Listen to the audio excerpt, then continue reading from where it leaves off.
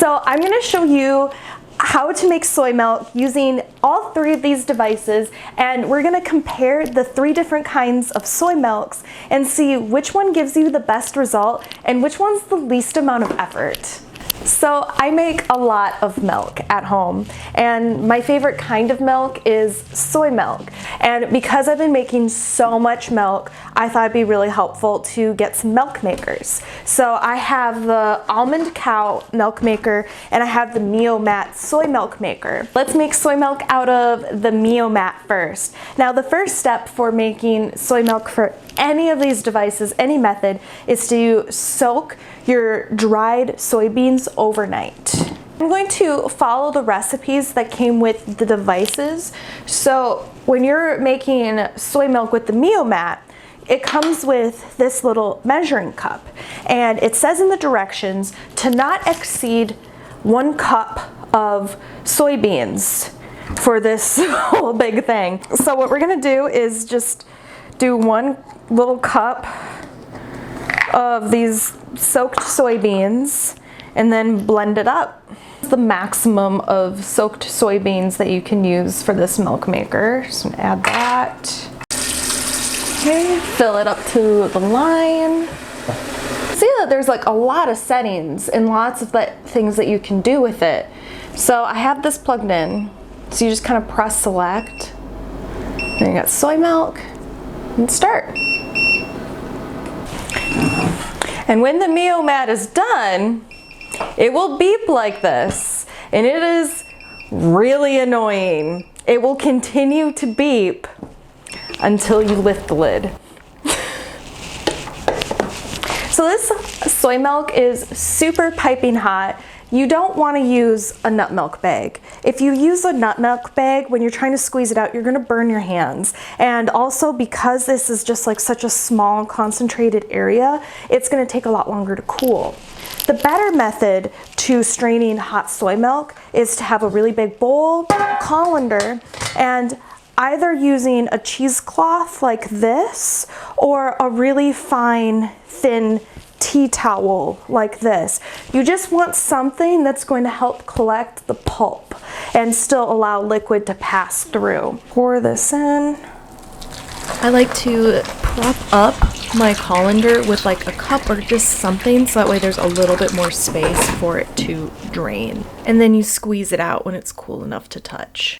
Alright, I just pulled up the Almond Cow recipe for their soy milk, and I just measured out 1/2 cup of soaked soybeans. I'm going to put it in their little basket. Let's see, and then it's also calls for some dates and maple syrup. I'm just going to make it plain because I just want this to be like super, I don't want to say bland, but I want it to be very basic so that way I can flavor it because I want to make this into cheese later. So we measured out 1/2 cup of soybeans that's soaked overnight, and I'm going to fill this guy to the minimum line with water.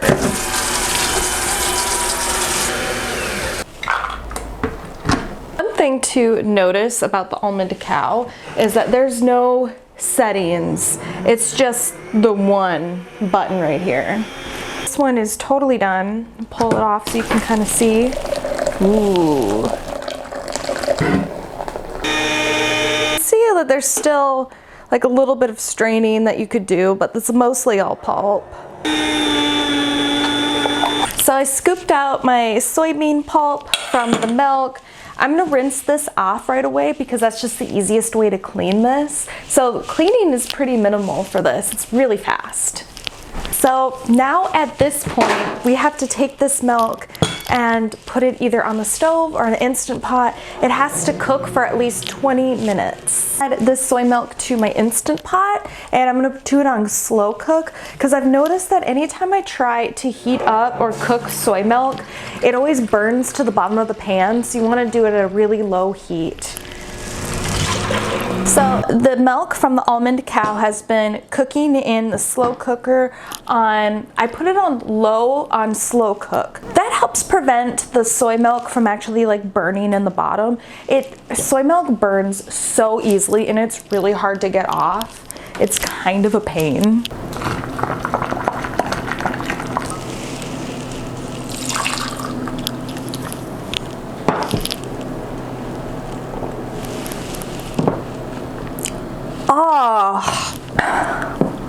really grainy. And that's like, when I used like the little metal strainer that it came with, this is super grainy. Remember like how it strains through like this little mesh dealie? But you can kind of tell, like I poured some of it into this cup. You can see all this grain that's in this. Yeah, I'm not a fan. You need to use a nut milk bag or something if you're gonna make soy milk. Now, as like, let's say like a control, we're gonna make some soy milk with the blender without using a special milk making device. I'm gonna do 1 cup of these soybeans, and I'm gonna do about 4 cups of water. Let's turn this on and let's put it on high.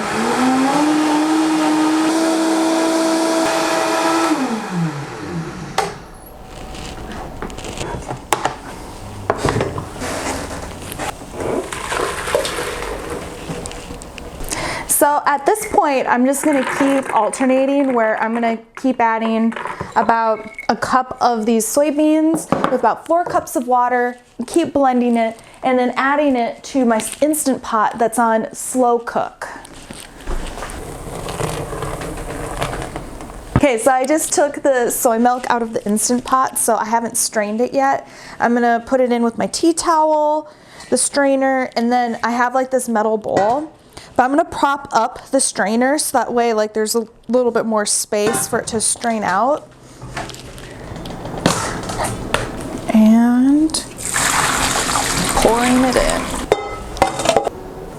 All right, so this finally finished cooling. Just squeeze the last of this out. I'm gonna save all this pulp. So you can use soybean pulp for all kinds of recipes. I like to use it as like a basis for like homemade veggie burgers, but you could add it to like some homemade crackers.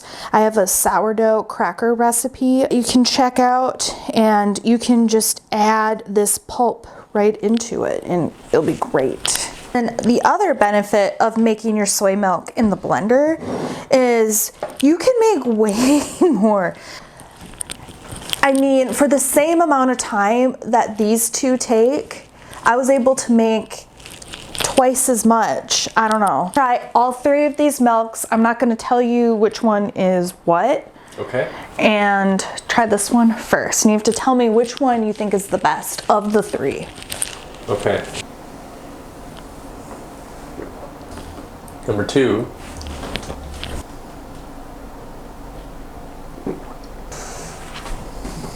I think this one's the best for texture. This one have a much stronger flavor than the one in the middle, but I think that's because the one in the middle is watery. Mm-hmm. So as far as the best one, I think that's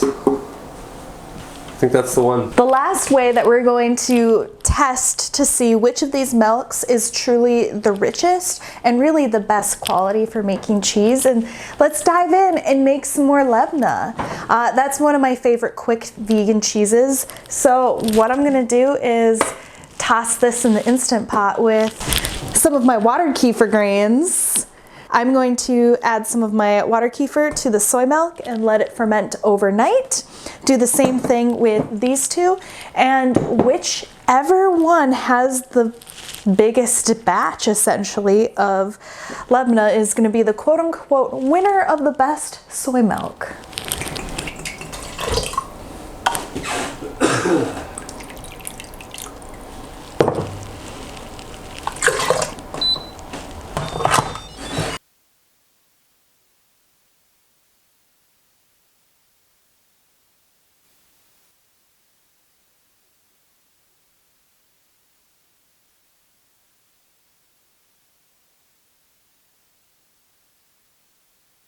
Results of the battle of the soy milk makers.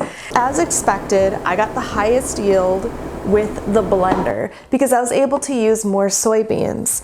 These devices have a limit on how many soybeans that you can use with the water. It just like, there's a blender built in to these devices, so the blender is only capable of, you know, doing so much soybeans at a time, right? You're gonna get the thickest, richest soy milk with this. And you can see this made a full cup of Labneh. This was what I made in this classic soy milk maker. I got just over a third cup, so probably like a third cup and a tablespoon, using their recipe on how to make the milk. And like I said, I used a liter of each of these to make these milks. And then the Almond Cow, you're able to use more soybeans in it because the little Mio maker, like the cup for it is absolutely tiny. You can't really add very many soybeans, whereas this, it's a little bit bigger. But what's wild is like you use more soybeans with this and you get about the same amount. So it's less efficient. You save a little bit more money using it this way because you get a thicker result. But in the end, I would make soy milk using a blender over these, just because it's about the same amount of effort for cleanup and work. You get the better result and it's cheaper. I wouldn't get a soy milk maker. I wouldn't get a milk maker if I could do it again. I'm thinking I'm gonna sell these because the blender is the best method. You just get, for the same amount of effort, I'm able to get a way, way better result. I wanted to end this video on a more positive note because the time I was done with that last clip, I was so burnt out. I was just done. Learn from me. Don't spend your money on expensive soy milk makers or milk makers in general. Your blender and a cheesecloth is really going to be the best bet for the highest quality and saving you the most money. Honestly, you've got to start making your own soy milk now that you see how easy it is, and you saved so much money. It's worth it. All right, be sure to follow along and subscribe for more videos. I'm going to be showing you how to turn this soy milk into different cheeses and tofu, so make sure that you are subscribed.